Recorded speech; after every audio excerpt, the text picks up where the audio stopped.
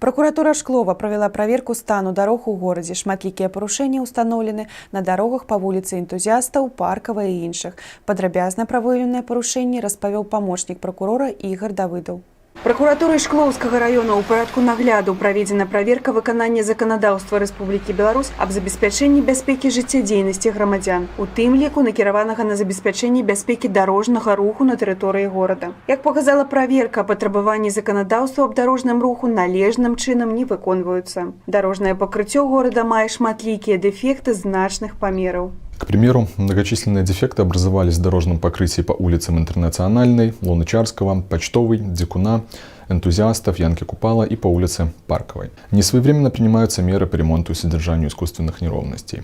Искусственные неровности относятся к конструкции ИН-1 типа лежачий полицейский, которые устанавливаются перед или на опасных для дорожного движения участках дорог с целью принудительного снижения скорости движения транспортных средств. У адпаведнасці з патрабаваннямі дзяржаўнага стандарту Республики Беларусь максимально дапушчальная вышыня конструкции не павінна перавышаць 6,5 сантиметров. Однако в нарушение данных требований ряд искусственных неровностей, расположенных на дорожной сети города Шклова, превышает допустимые нормы по высоте. К примеру, высота искусственных неровностей, расположенных на автодороге вдоль дома номер 7 по улице Энтузиастов, составляет от 8 до 9 сантиметров и 7,5 сантиметров соответственно.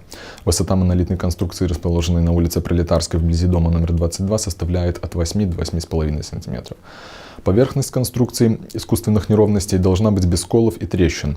В нарушение указанных требований монолитная конструкция Н1 на улице Якуба Колоса вблизи учреждения образования средняя школа номер 1 города Шклова, на улице Букуновича и на улице Загородной имеют сколы и неровности в отдельных местах, дефекты на примыкающих частях ИН1 к асфальтному покрытию. По выніках проверки органы прокуратуры унесли акты прокурорского нагляду кіраўніку организации, якая отказывает за эксплуатацию и утрыманне вулічна-дорожной сетки за порушение у сферы бяспекі дорожного руху.